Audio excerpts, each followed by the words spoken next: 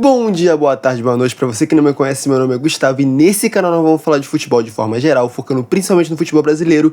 E hoje, domingo, temos apenas 3 joguinhos pra falar. 2 joguinhos de time carioca e um jogo que prometia ser o jogo mais feio da rodada. Mais feio talvez do campeonato. E vamos começar falando desse jogo. Inclusive, antes, na verdade, de eu falar desse jogo, eu quero dizer... Hoje tivemos um jogo de Flamengo e Vasco, e ontem o Botafogo jogou, e o Fluminense também. Engraçado, apenas um time carioca venceu. Vocês conseguem me dizer quem foi? Vocês conseguem me dizer quem foi o time que venceu? Pois é, o Flusão foi o único time carioca que venceu dos 4 times cariocas. Mas vamos falar primeiro do jogo que prometia ser o pior jogo do último século. Grêmio e Santos. Jogo dos desesperados, jogo pra ver quem é pior. E o Santos se provou pior, tá? O Santos conseguiu aí perder pro Grêmio. E a fase do Santos ela vai piorando a cada jogo que passa. Acho que a cada momento que a bola rola, a fase do Santos ela piora. Cara, o Santos agora, já falei em alguns outros vídeos, ele vai se provando a cada momento um candidato fortíssimo pra Série B. Né? Pra Série B ainda estamos no começo do campeonato, tem muitos jogos para acontecer, mas nesse momento, com esse futebol jogado, o Santos ele vai virando um candidato fortíssimo para a Série B. Grêmio vence, nesse jogo não tem tantas coisas para falar. A única coisa que eu tenho para falar desse jogo é o seguinte: no segundo tempo, aos 10 minutos teve uma jogada ali do Soteldo, que ele chuta quase caindo, o juiz acho que deu impedimento nesse lance, e aos 33, 32 o Grêmio abre o placar e faz o seu gol que garante a sua vitória, garante os 3 pontos, o único gol da partida, 1-0. Bom, terminando esse jogo aí, falando desse jogo aí, vamos pro próximo jogo, Vasco e Palmeiras, jogo que aconteceu inclusive no mesmo horário. E cara, o que eu esperava desse jogo, na verdade, era uma vitória um pouco mais fácil do Palmeiras. Não assim... querendo menosprezar o Vasco, nada do tipo. Mas é que o Vasco, ele enfrentar... Tudo bem que era em casa, não foi no São Januário, né? Por isso, em casa. Ele ia enfrentar o Palmeiras desfalcado. E o Vasco, ele tava com os desfalques. O principal desfalque nesse jogo era o Verratti. O Vasco não tava jogando com o Verratti, e nem com o Coutinho, e nem com o Payet. E eu falo que o principal é o Verratti, porque uma das principais, se não a principal, ou talvez única jogada do Vasco, é cruzar a bola pro Verratti. Se você não tem um Verratti para cabecear, quem faz o gol? Então, esse foi o problema do Vasco, inclusive, no jogo. Muitas vezes o Vasco cruzava a bola e não tinha o Verratti lá para cabecear. Eu acho que às vezes os jogadores do Vasco estavam até sonhando, olhando assim o Verratti passando com uma assombração, sei lá, talvez. Mas enfim, acontece nesse jogo aí é que foi um jogo equilibrado, cara. Por incrível que pareça, foi um jogo equilibrado. O Vasco atacou, o Palmeiras atacou, tiveram boas jogadas, defesaça dos dois lados, os goleiros salvando, trabalhando. Eu juro que eu esperava um jogo um pouco mais desequilibrado. O Palmeiras no segundo tempo que veio a conseguir estar ligeiramente melhor do que o Vasco. E o gol do Palmeiras ele só vai sair porque o Vasco ele entrega o gol. Porque assim, o Vasco ele não vai conseguir olhar para uma partida equilibrada e falar assim, cara, vamos tentar ganhar? Tá equilibrado. Dá para conseguir uns 3 pontos ou pelo menos um pontinho.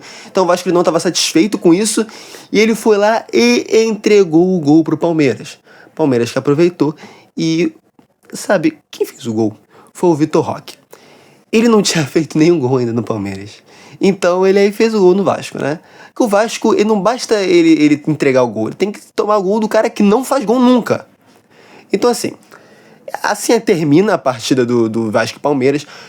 Palmeiras vence, garante 3 pontos e agora é líder isolado. Líder isolado porque quem estava disputando a liderança com o Palmeiras, que era o Flamengo, perdeu também. E esse jogo é cinema, meu irmão. Eu já falei no canal aqui várias e várias vezes que a lei do ex não falha. Sim, já falei que aqui tem 2 leis no futebol que elas não vão falhar nunca, que é quem não faz leva e a lei do ex.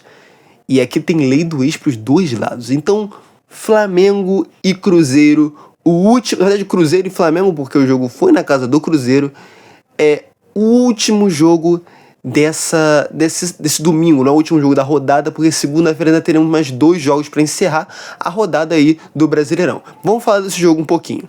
Cruzeiro e Flamengo. Cara, um jogo até que um tanto equilibrado, não teve nenhuma discrepância assim, tiveram boas jogadas pros dois lados.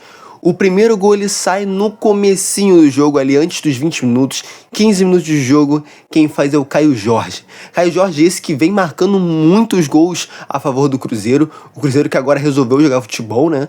O Cruzeiro tá ali conseguindo jogar o futebol bem, jogando em casa. Caio Jorge vai lá e abre o placar numa entregada também do De La Cruz no meio de campo. De La Cruz dá aquela entregadinha, Cruzeiro arma um contra-ataque muito rápido, Caio Jorge marca um golaço. E se estamos falando de golaço, já vamos chegar no segundo gol da partida.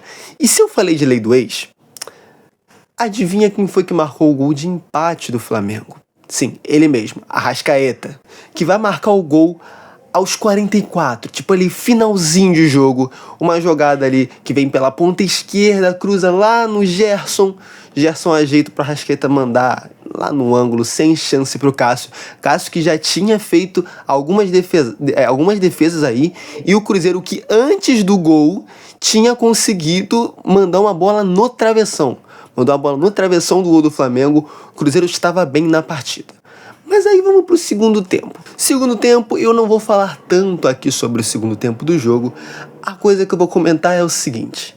Cara, lei do ex, ela é implacável. Realmente implacável. O jogo se seguiu ali, tranquilidade, um jogo mais equilibrado. E lá nos acréscimos, tipo o último lance de jogo, lá pros 52, 53 minutos de jogo, pênalti para o Cruzeiro. Quem estava em campo, quem não começou de titular, inclusive, era o Gabriel Barbosa, o mais conhecido como Gabigol. E ele vai pra bola. Ele respira, e aqui eu vou ter que narrar como se fosse cinema.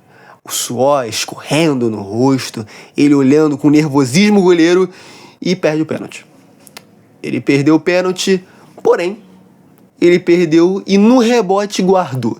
Ele poderia muito bem ter ido para a torcida e feito aqui? Poderia, mas ele não fez. Gabigol, assim como a Arrascaeta, que quando fez o gol não comemorou, a Arrascaeta só saiu andando, quem viu os jogadores do Flamengo comemorar com ele. Gabigol, ao fazer o gol no Flamengo, também não comemorou, ele só levantou as mãos e seguiu.